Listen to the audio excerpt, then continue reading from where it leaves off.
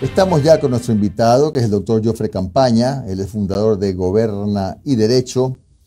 Le damos la bienvenida a esta emisión de Un Café con JJ, 7:36. Doctor, ¿cómo le va? Buenos días. Muchas gracias, muy amable doctor. A ver, ahora con el recrudecimiento de la violencia, que ya también ha tocado a fiscales, a jueces, que incluso ha cobrado vida de magistrados, como que vuelve al debate entre los abogados, entre los ciudadanos, el tema de los jueces sin rostro. Recuerdo que usted hace algunos meses aquí mismo y en otros programas ha venido impulsando esta idea. ¿Le parece que hoy es válida y además necesaria? Jimmy, no, una precisión. Yo soy contrario, absolutamente contrario a la idea de los jueces sin rostro. Disculpe, yo he venido impulsando una idea distinta. ¿Cuál era la suya? Aspectos. Sí, pero analicemos primero lo de los jueces sin rostro. ¿Por qué no los jueces sin rostro? ¿Por qué no? Exacto, ¿por qué no?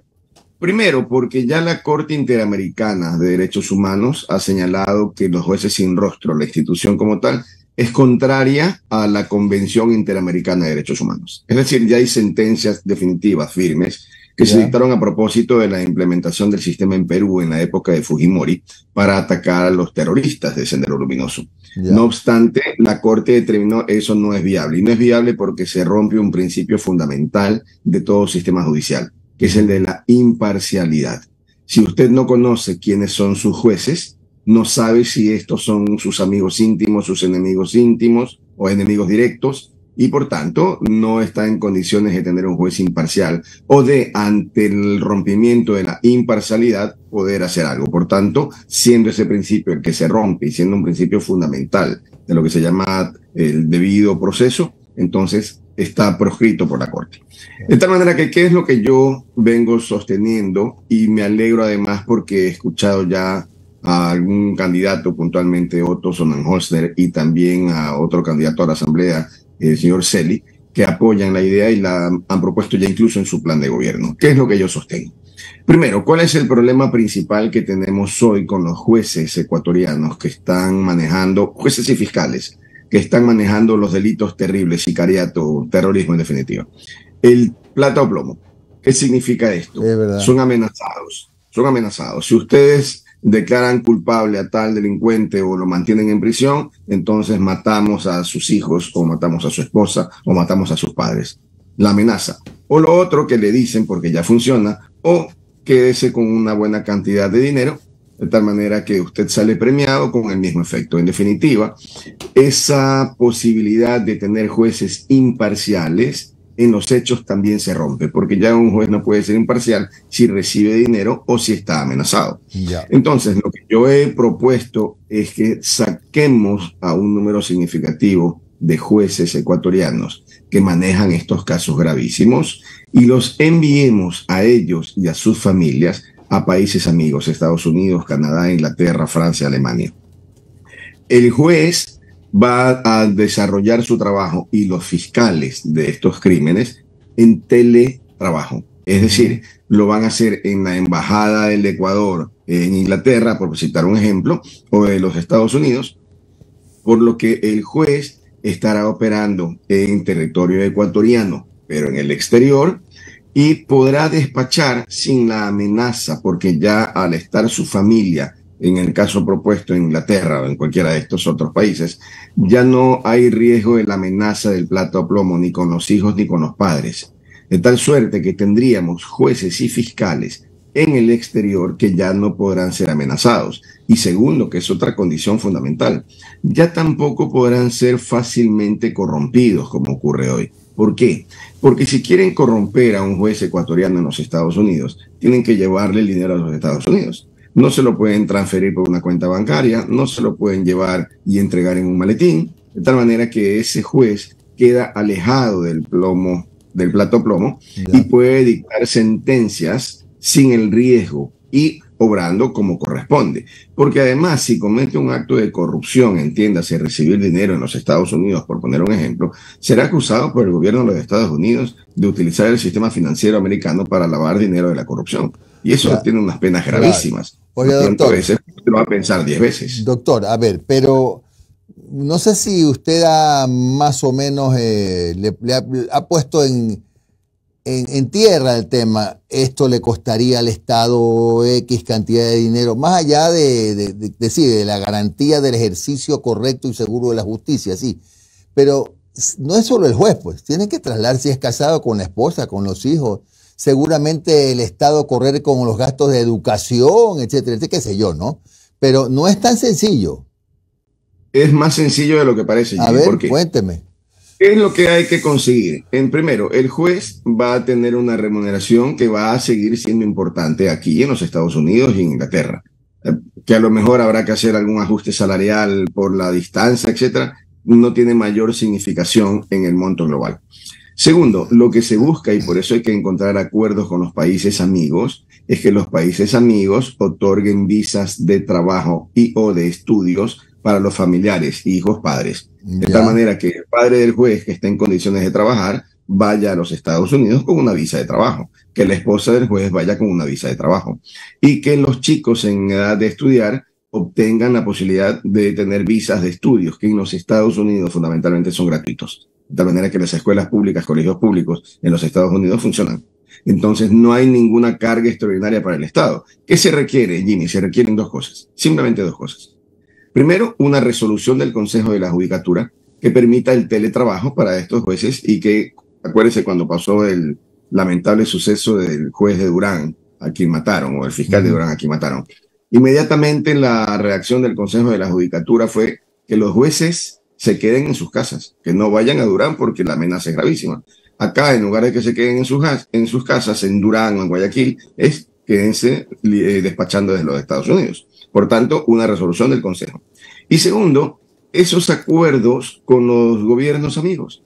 ¿Para qué? Para que se permite y se viabilice la entrega de visas mientras este juez sea juez. Entonces, es muy sencillo. Al final, no demanda mayor esfuerzo económico. Tercero, ¿qué se requiere en la práctica? Se requiere un espacio en las embajadas. Y en las embajadas hay espacio y una computadora, que es lo necesario.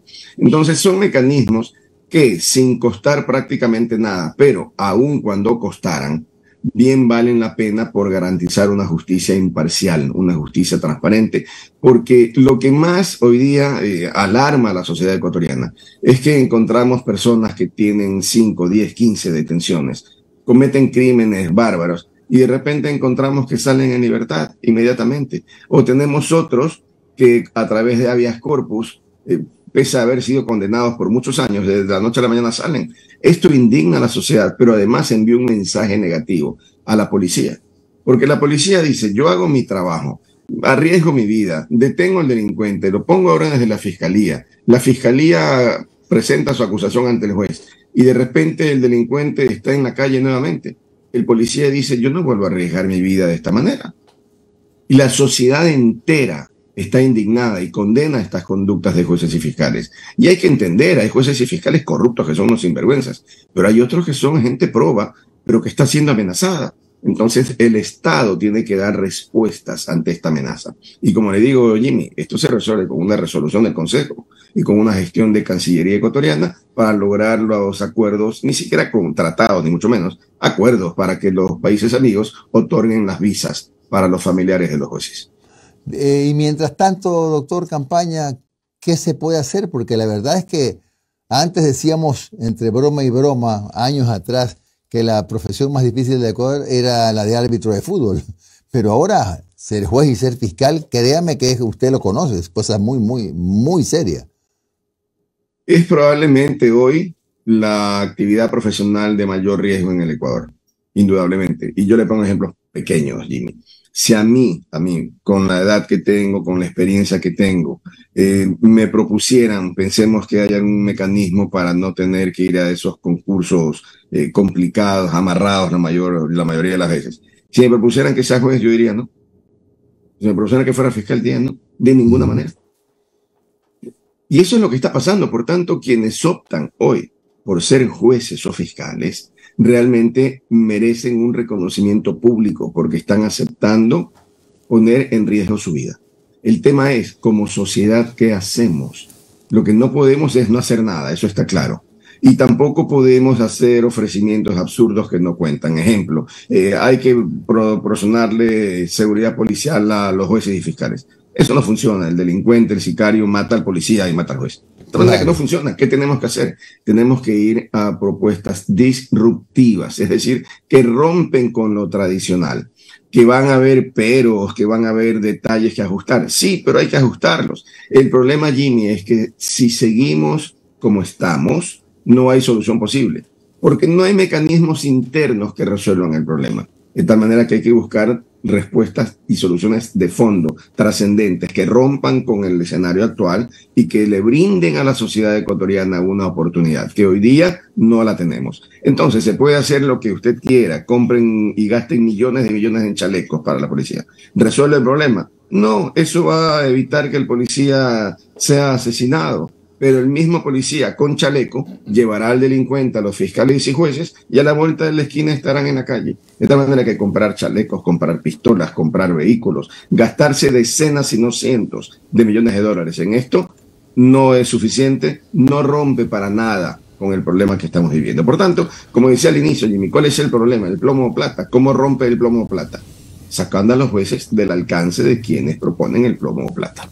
Doctor, buenos días. Omar Jaén le saluda. ¿Cómo está? Gracias por su tiempo. Omar, buen día. Doctor, mire, yo valoro, no es la primera vez que lo dice en este espacio, esta propuesta usted la viene proponiendo, planteando ya hace algunos meses, y así como usted lo ha planteado, también ya han salido críticos, y me he permitido recoger, más que críticas, los peros o las dudas que dejaría este tipo de propuestas. O sea, primero que nada, ¿qué pasa con el sueldo de los jueces? Una cosa es ganar, voy a decir un número X, $3.000. Ojo, no es lo mismo ganar $3.000 y vivir en Guayaquil que ganar $3.000 y vivir en Miami. No es lo mismo. O sea, el sueldo de un juez, quizás aquí en Guayaquil, te ayuda a tener una vida digna, pero en Miami solamente en arriendo se te va casi el 60%. Primer punto. Segunda consulta, doctor. Usted habla y tiene lógica, ¿no? Tienes que llevarte a la familia íntima, ¿no? ¿Verdad? Entiendo. Esposa, si tu esposa, hijos, y en el mejor de los casos, por ejemplo, si tu esposa como juez, o si eres jueza, tu esposo, y tienes a tus suegros enfermos y están a tu cuidado, pues bueno, me lo llevo. Pero ¿qué pasa con mis tíos, con mis primos, quizás con una familia un poquito extendida, ¿no? ¿Verdad? Que se quedaría en Ecuador y que también puede ser blanco de atentados por parte de estas bandas de delincuentes. Esas dos consultas por ahí, doctor, para arrancar. Bien, lo primero, sobre el sistema salarial. Decía que probablemente haya que hacer un pequeño, no un gran ajuste, un pequeño ajuste. ¿Por qué? Y pongamos el ejemplo de Miami. Pero es en Miami, efectivamente, el rubro más caro que tiene es el de la vivienda, sin ninguna duda. Pero en cambio, rubros como, por ejemplo, comprar un vehículo, infinitamente más barato que Ecuador. La comida en los supermercados, infinitamente más barato que Ecuador. La educación pública funciona. En Ecuador la educación pública no funciona. Yo al menos no conozco jueces que tengan a sus hijos en colegios fiscales. Están en particulares. Por tanto, si en Miami van a escuelas públicas, hay un ahorro muy importante en cuanto a las pensiones de los colegios. Entonces, cuando hacemos el balance entre el incremento del costo por la vivienda versus el decremento de los otros rubros, alimentación, etcétera, al final estamos casi a la par. Recuerde, Omar, que Ecuador hoy por hoy es uno de los países más caros del mundo para vivir. Y en Estados Unidos alguien se sorprende. Y lo digo porque yo tengo, por ejemplo, un hijo que estudia en los Estados Unidos. Por tanto, sé muy bien cuánto cuesta su alquiler, su comida, su luz y todo lo demás. Entonces, no es que me lo estoy inventando. De hecho, cuando viajo a los Estados Unidos, suelo ir con él a hacer las compras del comisariato. Y cuando regreso al Ecuador, lo que hago es que le dejo la cena llena. Y sé, por tanto, cuánto cuesta. Entonces, vivir en los Estados Unidos es más barato que vivir en el Ecuador, dejando a salvo el tema de los alquileres de las viviendas. De tal manera que en ese punto no veo que sea una mayor complicación. Y lo segundo, ¿qué es más riesgoso, qué es más difícil para una sociedad? ¿Que amenacen al juez, a su esposa, a sus hijos y a sus padres? ¿O que eventualmente lleguen a amenazar al primo segundo? No hay soluciones definitivas y totales. Eso no existe. Pero cuando nosotros de un riesgo de 1 a 10 lo bajamos a 1 o a 2, estamos dando un paso enorme, trascendente. De tal suerte que quienes dicen, bueno, pero es que van a amenazar a la tía Hoy día yo pregunto, ¿están amenazando a la tía? No, no le están amenazando a la tía, están amenazando al padre, al hijo y al abuelo. Y luego ya el delincuente tendría que hacer una gran investigación para saber quiénes son pues, los primos en segundos y etcétera para amenazarlos. Pero en cualquier caso, no hay una solución perfecta y que elimine todos los problemas. Pero si bajamos, insisto, de 10 el problema a 1 o a 2, habremos dado como sociedad un paso enorme. Doctor, usted, bueno, más allá de este punto que usted lo ha analizado bien, es más, y acaba de resaltar que 2 candidatos, uno presidencial y uno asambleísta, han recogido su propuesta. En la parte jurídica, usted lo que viene escuchando en campaña, específicamente para el tema de mejorar la seguridad ciudadana, ¿ha encontrado propuestas válidas? Unos hablan de reforzar las fronteras, los puertos. Hay otro que dice que va a ser una cárcel cerca del Chimborazo, a 4.000 metros de altura, y el otro que va a ser en las profundidades de la selva, que solamente se va a poder llegar por helicóptero. Y entre otras cosas, ¿no? Otros hablan por reconstruir la institucionalidad, volver al Ministerio de Justicia, que era el que se encargaba de las cárceles, ya quizás bajarle el perfil a este SNAI que yo como Montecarlo, el Vaticano, o sea, se maneja solito. Usted que ha escuchado las propuestas en esta campaña, ¿vamos bien con esas propuestas o estamos totalmente salidos del camino de lo que tenemos, por el cual tenemos que ir? Yo creo que son propuestas fantasiosas, y que no van a ninguna parte. Y cito pequeños ejemplos, Omar, de los que usted ha citado. Por ejemplo, construir una cárcel en el Chimborazo. Este gobierno no pudo comprar chalecos en 2 años y medio. ¿Usted cree que un gobierno que viene a trabajar 15 meses, 18 meses, va a construir una cárcel que cuesta millones de dólares en el Chimborazo? Además, lleve pues a la cárcel al Chimborazo. ¿Sabe que van a tener al día siguiente en el Chimborazo? Internet, pues. No tenga duda de eso. Entonces, el problema no está en dónde está la cárcel, si está en Guayaquil, si está cerca, si está lejos. El problema es que si usted tiene una cárcel en el Chimborazo en que los delincuentes van a permitir que el armamento entre a la cárcel del Chimborazo y que tengan internet en el Chimborazo y tengan celulares en el Chimborazo, no cambia absolutamente nada. Lo único que va a lograr es que los familiares de los presos, que no son estos asesinos o sicarios, y que tienen al pobre hombre que tiene allí, que no ha pagado 2 pensiones alimenticias presos, les va a poner un trabajo terrible y va a ser una situación totalmente insostenible para los familiares de quienes no son los presos atroces, ¿no? De tal manera que son propuestas ilusas, por decirlo menos. Luego, que van a arreglar la institucionalidad. Que me digan cómo la van a arreglar. Pues. Es que aquí no es cuestión de soplar y hacer botellas. Por ahí escuché a algún candidato, decía que él va a llegar y que a él no le van a hacer tales cosas, que él va a reformar la justicia, que con él los jueces corruptos se van a ir a la casa. Cantos de sirena, no tienen la menor idea y piensan que todo el mundo es tonto como para creer esas propuestas sin sentido. Desgraciadamente, Omar, no he escuchado, salvo la propuesta de Otto, y debo decir algo, no tengo ninguna vinculación con la campaña de Otto, ni mucho menos, y menos con la del señor Selig. Al señor Selig ni siquiera lo conozco. Pero de las propuestas que he escuchado, ninguna ataca el fondo del problema. Reforcemos la frontera. Sí, reforzamos las fronteras. ¿Qué logramos con eso? En teoría, que entre menos droga. Muy bien. Y entonces los traficantes ya no van a meter droga al Ecuador. Necesitaríamos pues cientos de miles de guardias y cuidar metro por metro la frontera ecuatoriana para que no entren. No es tampoco una solución al problema. El problema de fondo está primero en el sistema judicial, que no se arregla como Ministerio de Justicia. Eso descuento. Y segundo, que es un tema fundamental, es que el microtráfico está por miles, y el microtráfico hoy día es probablemente el principal problema de lo que está pasando en las calles, porque ese microtráfico necesita vender la droga para recaudar dinero, para poder pagar la droga, porque hoy hay un fenómeno que está sucediendo. Hasta hace algún tiempo la droga que salía del Ecuador se pagaba con dinero. Hoy día parte de esa droga se está pagando con droga, es decir, ya no les pagan con dinero que vienen en contenedores ni con billetes de 100. Hoy día se paga con droga, y esa droga tiene que venderse. ¿Y cómo se vende? Con microtráfico, para poder recaudar billetes de 5, 10 o 15 dólares.